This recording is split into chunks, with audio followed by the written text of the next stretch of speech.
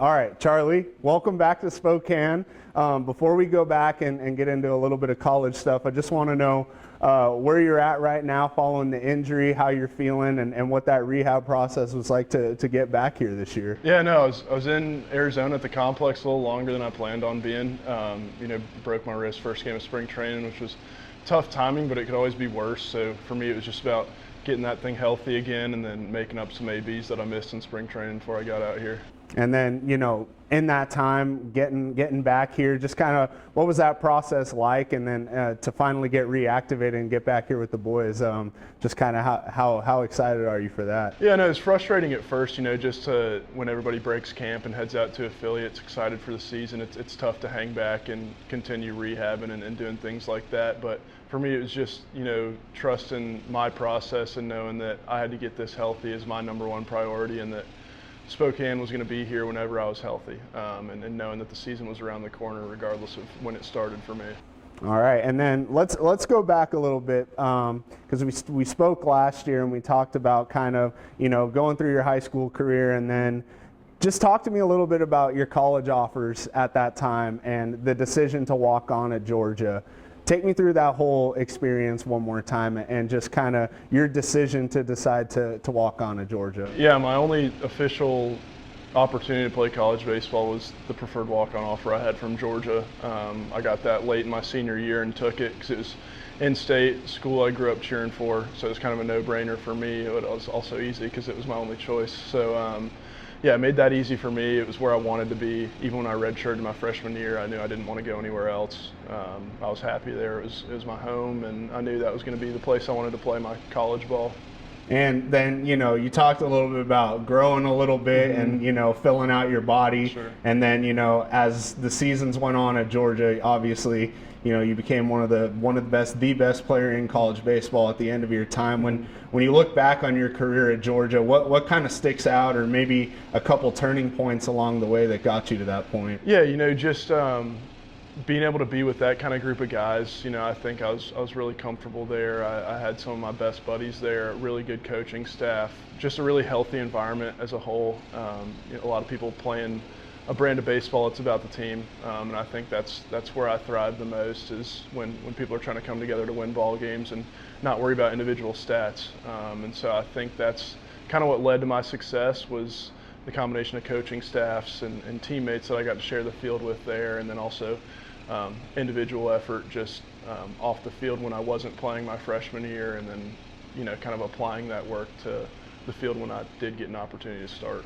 When you talk about your coaches, were they at all surprised seeing a preferred walk-on get to your level? Yeah, I think maybe my freshman year I may have surprised some people more than they were expecting, I guess, from me coming in as a preferred walk-on. But I think people kind of took me for who I was when I got there. They're like, all right, this guy's, he's a preferred walk-on, but that doesn't really mean anything anymore. He's here, he's a part of this roster, he's a part of this team. And so guys kind of took me in, which was really good of them my freshman year, and allowed me to kind of establish my presence and who I was in that lineup with that group. And then, as you get to your final year last year, and everything clicks for you, I guess you talk about the work you put in, you talk about, the coaches believing in you and all the work you put in the off season to see that success. I guess just overall, what did last year mean to you? Yeah, it meant the world, just to be able to contribute to the one program that gave me a shot. And Georgia had some rough years prior to me getting there, and also my first couple of years there. And so, we had a coaching change, and kind of being a part of that culture change at UGA and kind of flipping that script as far as becoming a regular postseason baseball team again was something I'm proud to be part of the foundation of. And so when I think back to my time at Georgia, that's kind of what I'm most proud of, is kind of reestablishing a new standard for that group, and it was a good time there. And winning the Golden Spikes Award, becoming a part of that elite fraternity, I guess just kind of how cool was that whole experience, and to have that award attached to your name now? Totally.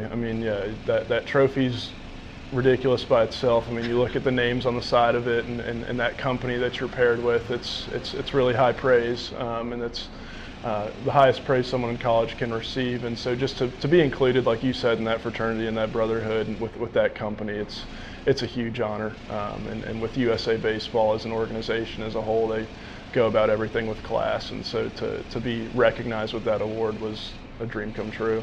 And as we chatted about draft day last year, coming into the Rockies organization, they made you the highest paid third overall pick in history. Obviously they had a lot of faith in you. Brought you here to Spokane at the end of the season. I guess when you look back at when you came here to Spokane last year, obviously those boys were in the middle of a title push. Yeah. What do you, I guess, look back on most about your time here last year? Yeah, it was a really good opportunity to get my feet wet with a group of guys that had been playing really good baseball and making a playoff push. And so, I kind of got to taste the fruits of victory here with that group. I kind of just hopped on the bandwagon there at the end. And so I got to experience what everybody's working for throughout an entire season. And so I think that was really eye-opening for me.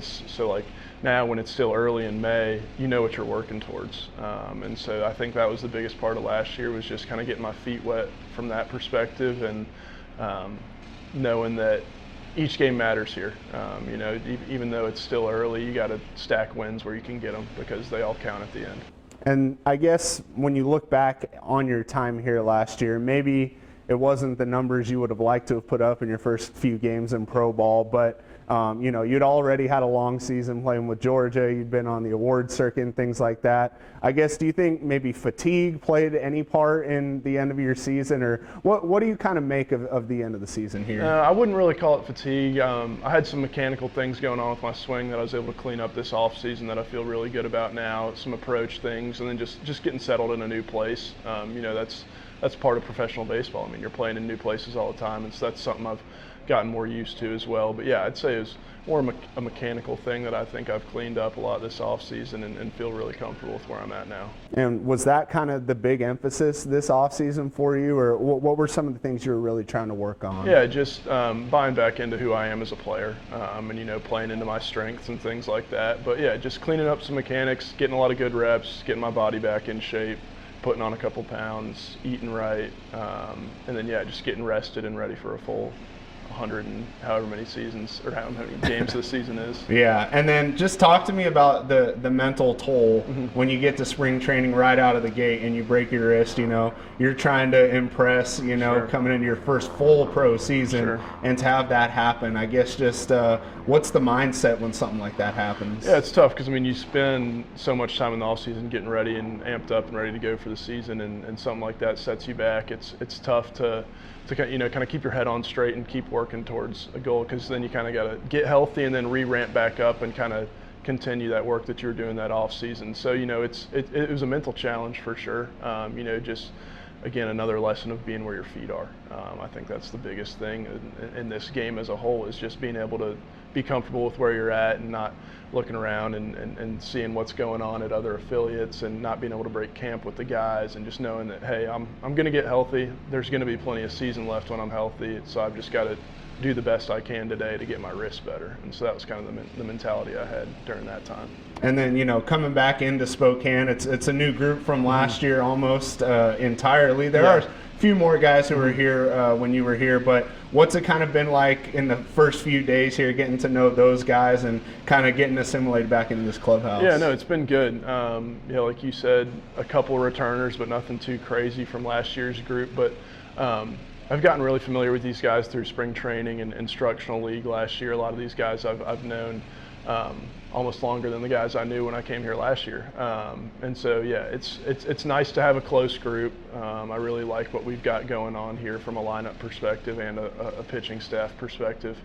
I think we're going to continue to build on a good brand of baseball and keep stacking wins, and I think this thing can roll pretty quickly for us. And how cool is it to just have, your draft class with guys like Jared and Cole and some of these guys here with you, and being able to, rise with them up to the big league level? It's so much fun. You spend a ton of time with those guys from draft camp to instructs to some stuff in the off season, and then camps in the spring and at spring training and all that stuff. You get really close with these guys, and you do a lot of things away from the field together, and also practice together. So when you finally get out and to play in a field like this and get to hit behind each other and in front of each other in lineups and really compete together, it's really, really fun.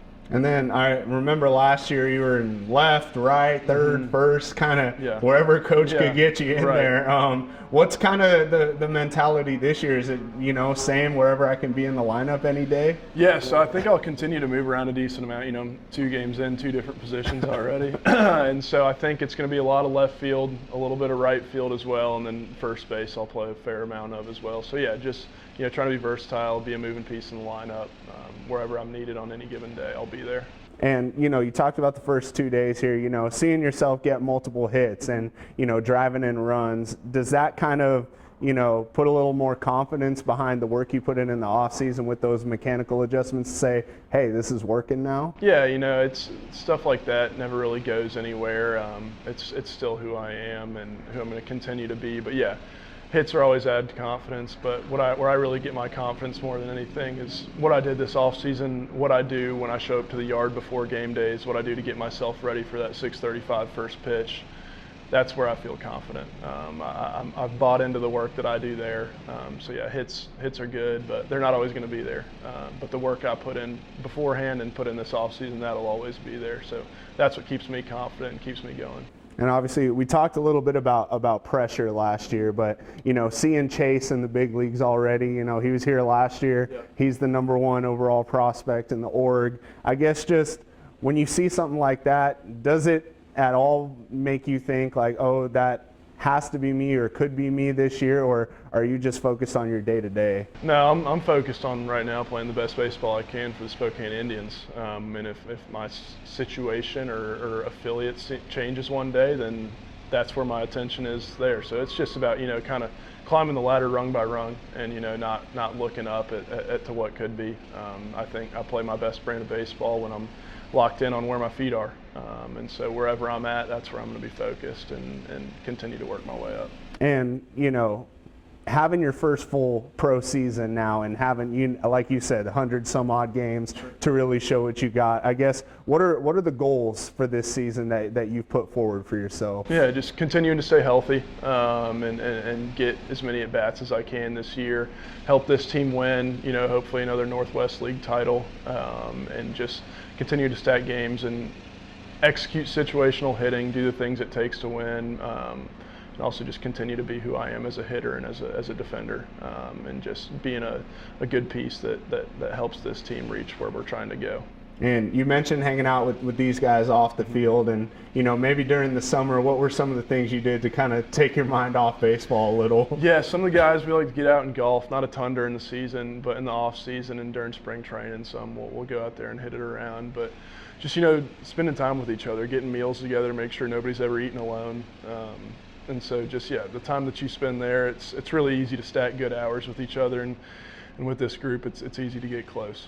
And my last one for you, I talked to Chase and Carson Skipper last year, and they're Southern boys, being a long way from home up here. They said it wore on them a little bit at first. You mentioned, trying to learn your new digs. What has that kind of been like, being away from home for the first time and in a new environment and kind of learning as you go? Yeah, home's a long way away, and there are a lot of things I miss about home, but in a way I've got my own home out here, just with my family and this team and the brothers I have in this lineup, and also wherever baseball is going to feel like home for me too. So whenever I'm around the game, it feels familiar, it feels like home, but sure, there's definitely things I miss about the Southeast back home, but I've got my own little home out here, which I'm enjoying.